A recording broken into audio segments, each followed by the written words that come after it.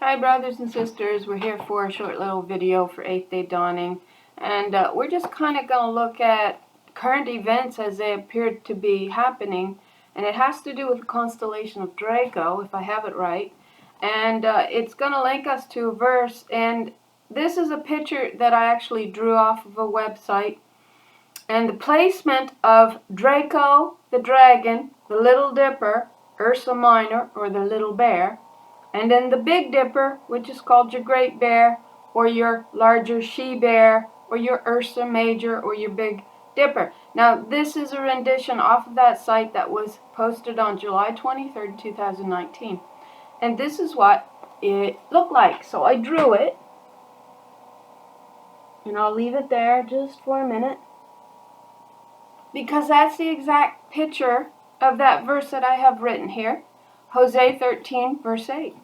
What does it say? Now, if you understand, that's Draco.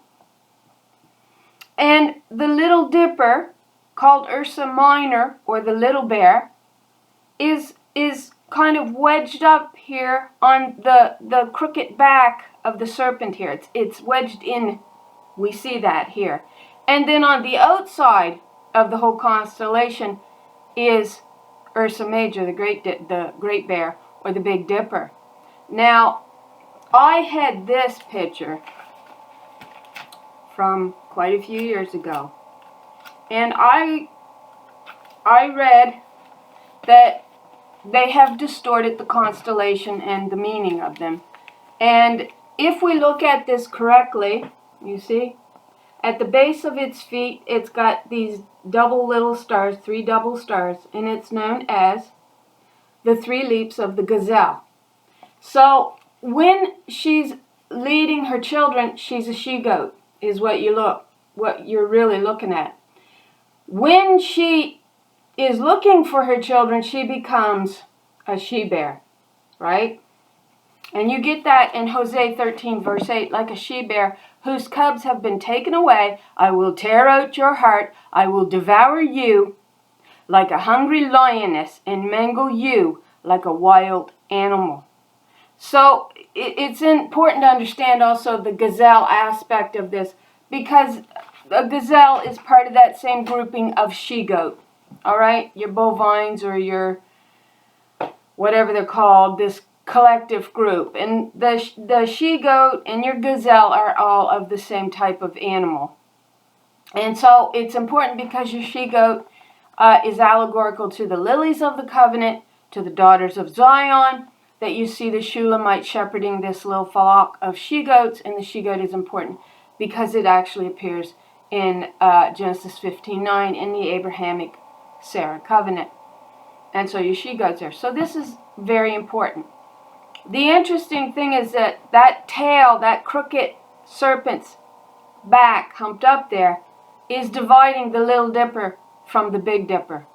So it looks like a child bereaved of her cub, is what it looks like in this picture, by the constellation of Draco. And so, again, Hosea 13, verse 8, like a she-bear whose cubs have been taken away, I will tear out your heart, I will devour you like a hungry lioness and mangle you like a wild animal. Isn't that interesting? So, the word devour actually takes us to Isaiah. We'll go to Isaiah 42 and we'll read the same word, devour. Because she's very angry. Because they have taken her children from her. And what does she say? What does she say here? Isaiah 42. We'll start at verse 14. I have long time holden my peace. I have been silent. I have been still and I have refrained. I have restrained myself. This is the restrainer. Now will I cry like a travailing woman. I will destroy and I will devour at once. I will make waste mountains and hills and dry up all their herbs. And I will make the rivers islands. And I will dry up all the pools. And I will bring the blind by a way that they knew not. I will lead them in paths that they have not known. I will make darkness light before them and crooked things straight. These things will I do unto them and not forsake. So, what do we see there? We see that crooked path, don't we?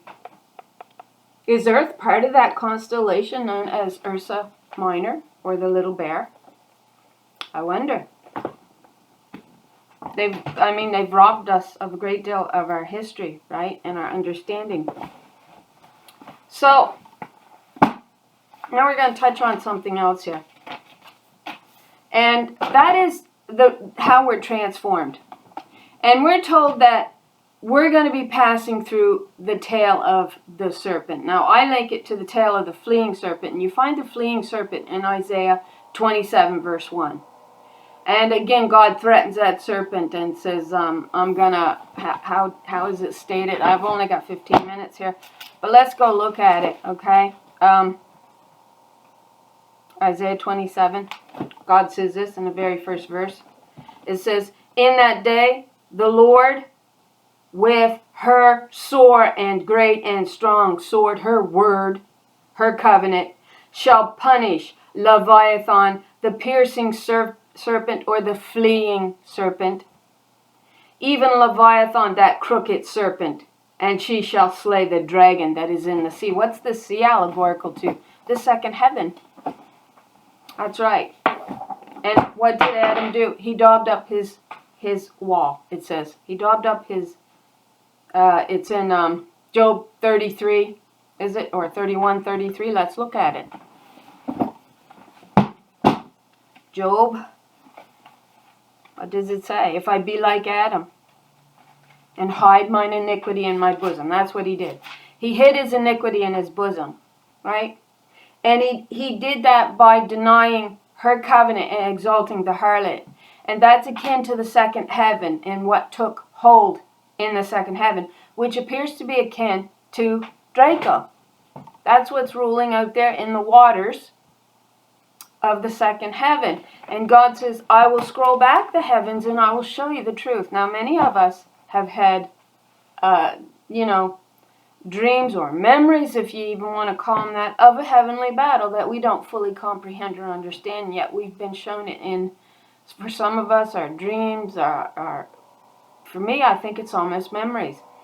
And yet it says we only use, 1% of our brain, 2% of our brain. So how much are we not able to recall, perhaps because of that system Draco, which, if you go look dragon up, it's going to take you to the understanding of an eclipsing serpent. And there's a couple of channels that I mentioned in Ruth Abbey on my last video, where they're saying that our sun is a simulating sun. It's a simulator. It's not our real sun. And that another channel that I pinpointed said that certain videos that he would capture, if he went down by 50%, you could tell the days that eclipsing constellation was eclipsing our real sun. You could tell because the light would go dark in those videos when he would go 50% less, and it didn't do it on them all. So he found that very telling, and I found it very interesting. But we find this word here, how we are actually transformed, in a Strong's Greek 3751. The loin, it's a noun, feminine, properly, the hip, the reproductive area. But it is used figuratively in 1 Peter 1:13 of the reproductive or creative capacity of the renewed mind. It also means descendants, descendant, loins, waist, procreative power, your loin. But in this case, it means the renewing of your mind is what's going to transform you. You're looking at things wrong. You're not going to be delivered through a man-made religious lie. Where the man, ask yourself, does a man give life? Then why do I see every man standing around with his hands on his loins, as if he is in travail like a woman, and every face turned pale? Because that's this group of men that you see in 1 Thessalonians, that they try to make it a woman, 5:3, when they say peace and safety and then sudden destruction shall come upon them. It's males preaching a lion theology and women who are idolaters or harlots going along with it. And it says, and they shall not escape. Shall not escape what? Well, the snare they laid for us to fall into, the religious lie of a man is God. Male, male, male, male. That began with Nebuchadnezzar in the Old Testament with the gold image of a male. That's right. And then as each consecutive kingdom that you see again in Daniel, in the lessening of the